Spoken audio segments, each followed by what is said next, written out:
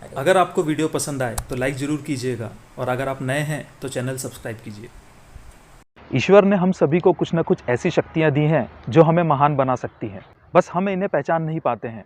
हमारे जीवन में कई बार ऐसा होता है कि चीज़ें जिस तरह से समझनी चाहिए हम उसके विपरीत समझ लेते हैं और फिर हमें कई तरह की परेशानियाँ उठानी पड़ती हैं।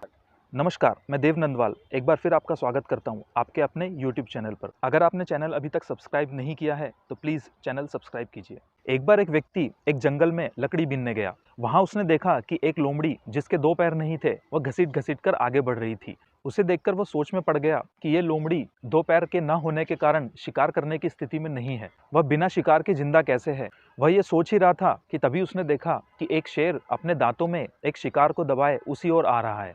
शेर को देखकर सभी जानवर भागने लगे। वह व्यक्ति भी भागकर एक पेड़ पर चढ़ गया। उसने देखा कि शेर लोमड़ी के पास आकर रुक गया और उसने उस शिकार का कुछ हिस्सा लोमड़ी के आगे डाल दिया और वो वहां से चला गया।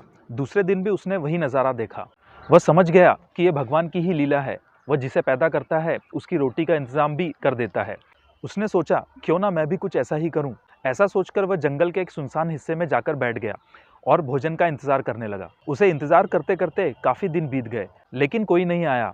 जब उसकी स्थिति बहुत खराब हो गई तो उसने वापस लौटने का निर्णय किया।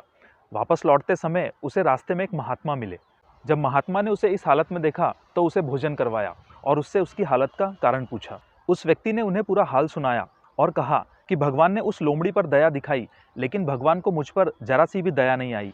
भगवान मेरे साथ इतने निर्दयी कैसे हो सकते हैं? महात्मा ने उसे समझाते हुए कहा कि तुम भगवान का इशारा नहीं समझ सके, तभी तुम्हें इतनी मुसीबतें उठानी पड़ी। तुम ये नहीं समझे कि भगवान तुम्हें शेर की तरह दूसरों की मदद करने वाला बनाना चाहते थे, एक बेसहारा लोमड़ी की तरह नहीं।